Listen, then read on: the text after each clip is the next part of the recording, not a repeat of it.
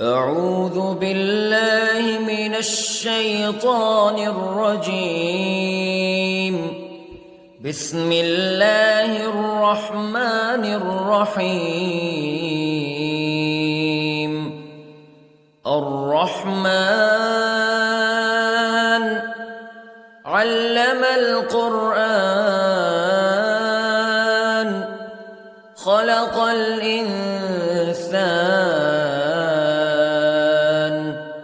علمه البيان.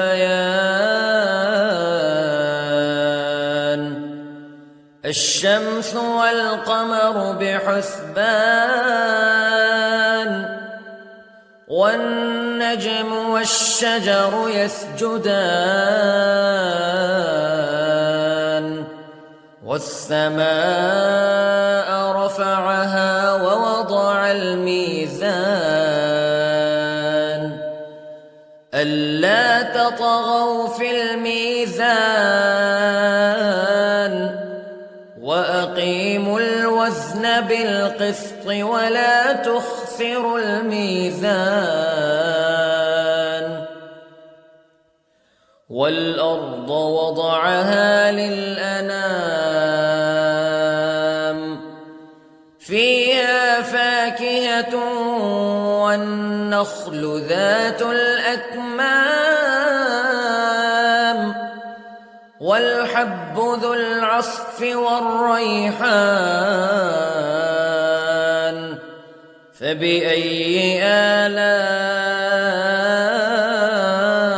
ربكما تكذبان.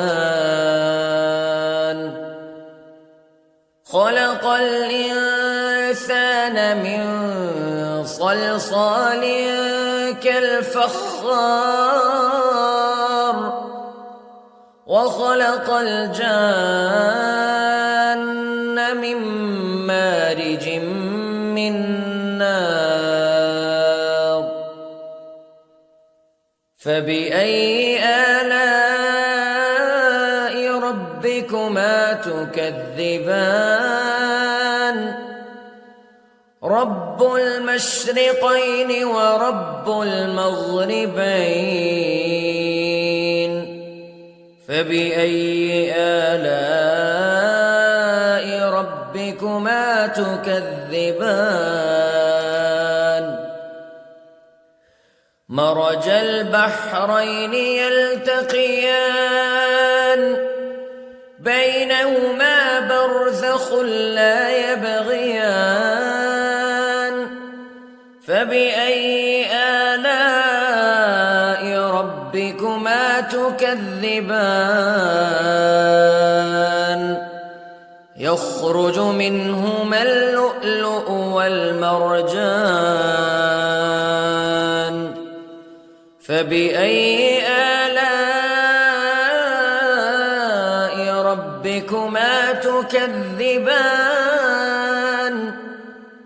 وله الجوار المنشآت في البحر كالأعلام فبأي آلاء ربكما تكذبان. كل من عليها فان ويبقى وجه ربك ذو الجلال والإكرام فبأي آلاء ربكما تكذبان.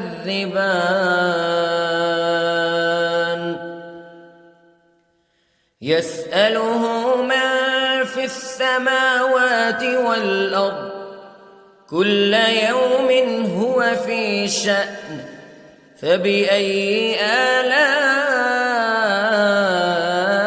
ربكما تكذبان.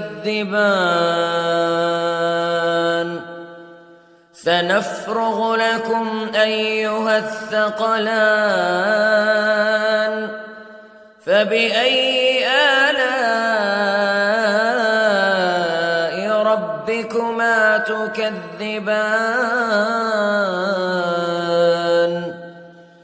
يا معشر الجن والإنس استطعتم أن تنفذوا من أقطار السماوات والأرض فانفذوا لا تنفذون إلا بسلطان فبأي آلاء ربكما تكذبان يرسل عليكما شواظ من نار ونحاس فلا تنتصران فبأي آلاء ربكما تكذبان فإذا انشقت السماء فكانت وردة كالدهان فبأي آلاء ربكما تكذبان فيومئذ لا يسأل عن ذنبه إنس ولا جان فبأي آلاء ربكما تكذبان يعرف المجرمون بسيماهم فيؤخذ بالنواصي والأقدام فبأي آلاء ربكما تكذبان هذه جهنم التي يكذب بها المجرمون يطوفون بينها وبين حميم آن فبأي آلاء ربكما تكذبان ولمن خاف مقام ربه جنتان فبأي آلاء ربكما تكذبان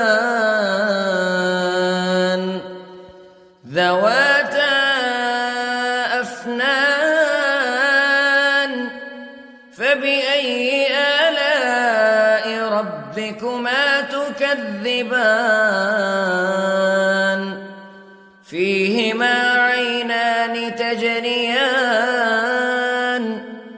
فبأي آلاء ربكما تكذبان فيهما من كل فاكهة زوجان فبأي آلاء ربكما تكذبان متكئين على فرش بطائنها من استبرق وجنى الجنتين دان فبأي آلاء ربكما تكذبان فيهن قاصرات الطرف لم يطمثهن إنس قبلهم ولا جان فبأي آلاء ربكما تكذبان كأنهن الياقوت والمرجان فبأي آلاء ربكما تكذبان هل جزاء الإحسان إلا الإحسان فبأي آلاء ربكما تكذبان ومن دونهما جنتان فبأي آلاء ربكما تكذبان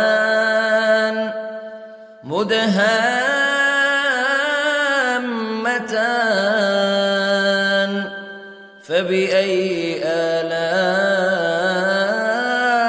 ربكما تكذبان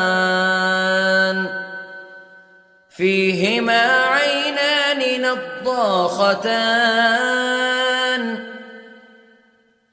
فبأي آلاء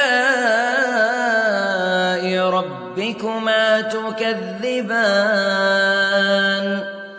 فيهما فاكهة ونخل ورمان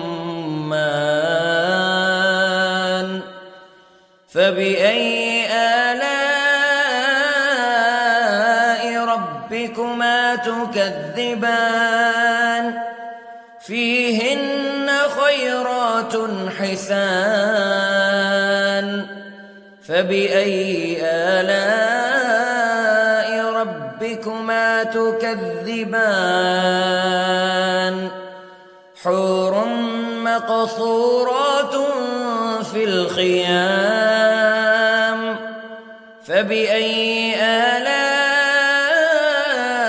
ربكما تكذبان